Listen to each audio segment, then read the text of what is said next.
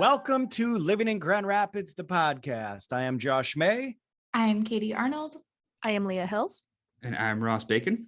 And we are four of the May Group Realtors with RE/MAX of Grand Rapids coming to you today. Another episode of Living in Grand Rapids. We're going to be chatting real estate. I really like when we do this. We pull out some random terms that maybe the general public doesn't really know a ton about. And we're going to dig deep into a real estate term today. Does anybody want to share what that term is? We're going to talk about what is a contingency. What the heck's a contingency? I mean, people know, I think people know the term, but how is it used in real estate is the question. So I thought that I would just start with the true definition to set the stage. How do you guys feel about that? That's a good starting point. We're going to talk about the true definition, and then we're going to talk about all the parts that a contingency plays in a real estate transaction. This will be fun. So as far as the definition goes, in real estate, a contingency refers to a clause in a real estate purchase agreement specifying an action or requirement that must be met so that the contract can become legally binding. Both the buyer and seller must agree to the terms of each contingency and sign the contract before it comes binding. What does that mean, Ross? Let's break it down. Let's go deeper here, because I always tell buyers, you know what? You're protected by the contingency. Talk about it, Ross. I would say you are protected by the contingencies. There are multiple contingencies in a real estate transaction that one can come across.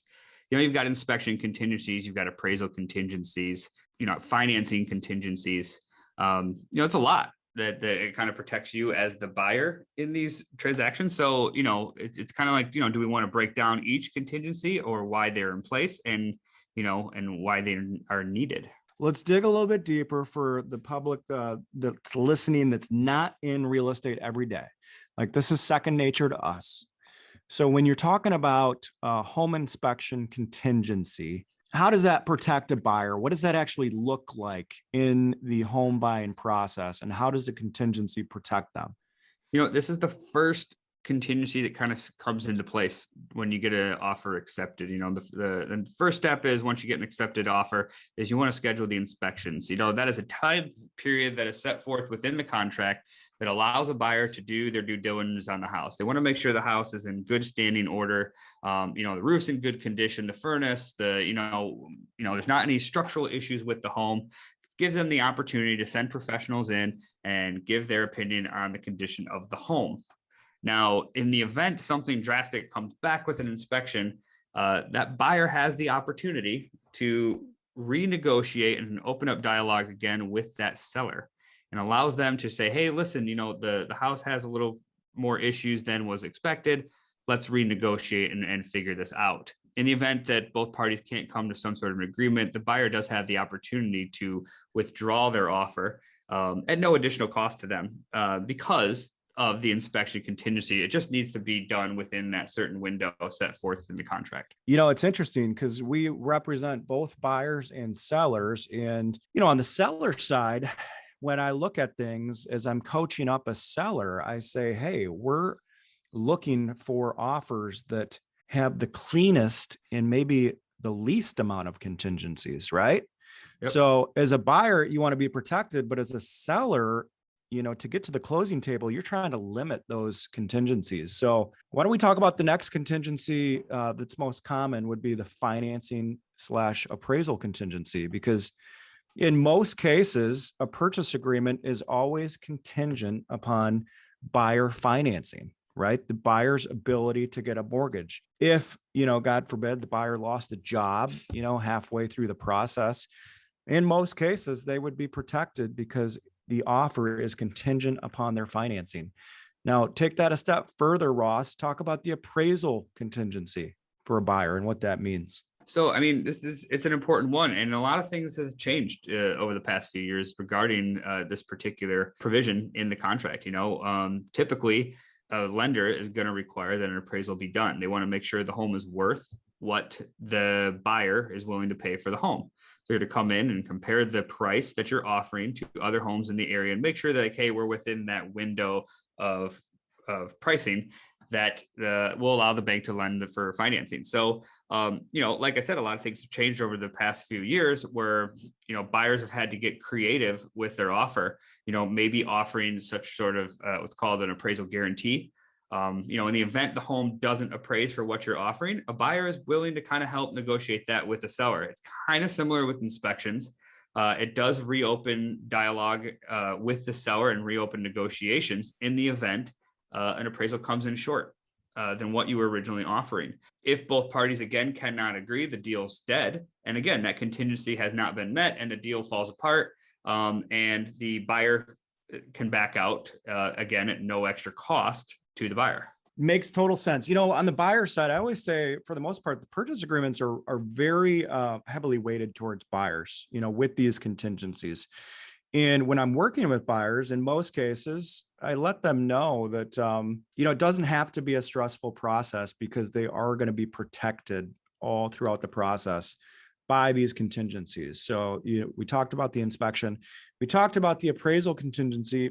Another contingency, which people probably don't know much about, would be buyers are protected, making sure they actually get a clean title to the house, right? Yep. So offers are contingent upon the seller providing the buyer with title insurance and clean title. They need to be able to sell the property without any liens that would prevent them from selling the property. So buyers also have a title contingency. Little known talk or conversation that people don't really think about too much because it doesn't come up that often, but title work is pretty much done in every single transaction. So that would be another contingency. I'm just going to throw out a random, situation out for sellers because we've talked about all these buyer contingencies. When I'm representing sellers, if I've got an offer on the table, and this has happened, many times where I'll get a good offer and the buyer did not send over a pre-approval letter.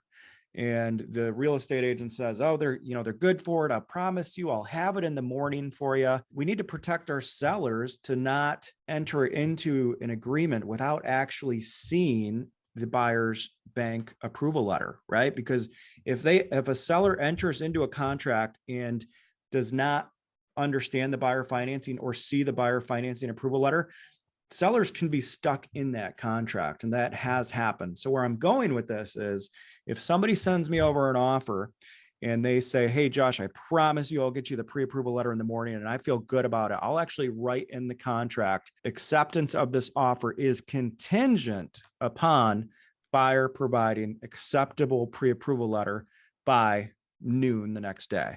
So that's how we keep our sellers protected, with another example of a contingency.